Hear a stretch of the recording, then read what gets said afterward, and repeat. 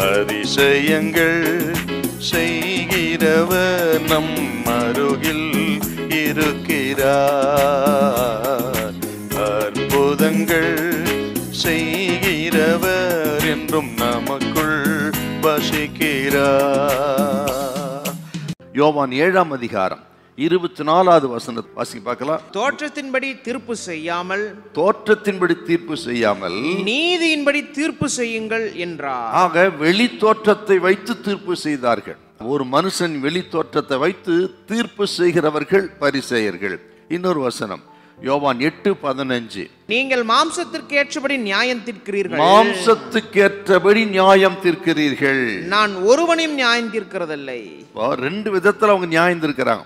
ஏன் அவங்க அடுத்தவனை குறை சொல்றாங்கன்னு கேட்டீங்கன்னா, அவர்கள் வெளி தோற்றத்தை வைத்து, ஆடை அலங்காரங்களை வைத்து, அவர்கள் பேசுவதை வைத்து, சமுதாயத்தில் இருக்கிற அந்தஸ்தை வைத்து, நடவடிக்கைகளை வைத்து, அதை வைத்து தீர்ப்பு செய்கிறவர்கள். அடுத்தது மாம்சத்தின்படியான தீர்ப்பு, ஆவியின்படியான தீர்ப்பு அல்ல.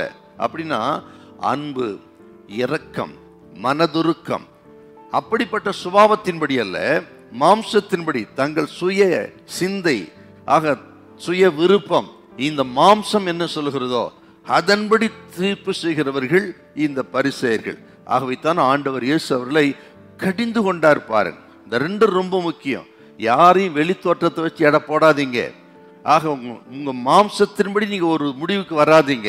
அதுக்கு பதிலாக தேவ பிள்ளைகள் ஏதாவது யாரத்துல குறை கண்டுபிடிச்சா ஆண்டவரத்துல வைங்க, அவர் சமூகத்துல வைங்க, நல்ல தோத்திரம் பண்ணுங்க, யாரையும் குறை சொல்லாதீங்க. முடிஞ்சா அவருக்கு தனிப்பட்ட விதத்தில் போய் நீங்க பேசுங்க, போன் பண்ணிய நேரிடுமா, இல்லைன்னா அமைதியா தேவ சமூகத்துல வைங்க. இந்த பரிசேயர்களை போல வெளி தோற்றத்தை வைத்து மாம்சத்தின்படி இரக்கம் இல்லாம, அன்பு இல்லாம அடுத்தவரை குறை சொல்லாதீங்க, அடுத்தவர் பேரை டேமேஜ் பண்ணாதீங்க. அது ரொம்ப ஆபத்துங்க. அடுத்தவருடைய பேரை டேமேஜ் பண்ணக்கூடாது. நீங்க அதுல ரொம்ப எச்சரிக்கையா கவனமா இருக்கணும். இந்த சுத்திகரிப்பு நாட்கள் நமக்கு பிரயோஜனமான நாட்களா இருக்கணும். ஆகவே அடுத்தவரை குறை சொல்றதை குறித்து ரொம்ப கவனமா இருங்க. லூக்கா எழுதின சுவிசேஷம் 16ஆம் அதிகாரம் 15. ஆக மனுஷருக்கு முன்பாக தங்களை நீதிமான்களாக காட்டி அடுத்தவர்களை பாவிகளாக எண்ணுகிற சுபாவம் தான் இந்த பரிசேயரின் குறை சொல்றது. இது எத்தனை பயங்கரம் பாருங்க. குறை சொல்றது ஒரு ஆவிங்க. அது அந்த ஆவி நம்ம யாரையும் பிடிக்கப்படாது. ரொம்ப கவனமா இருக்கணும். இப்போ குறை சொன்னா குறை சொல்ல ஆவி நம்ம பிடிச்சி ஆட்டி படைக்குதுன்னு அர்த்தம். நான் விசுவாசிக்கிறேன் ஒரு பெரிய மாற்றத்தை நீ கத்த தருவார்னு.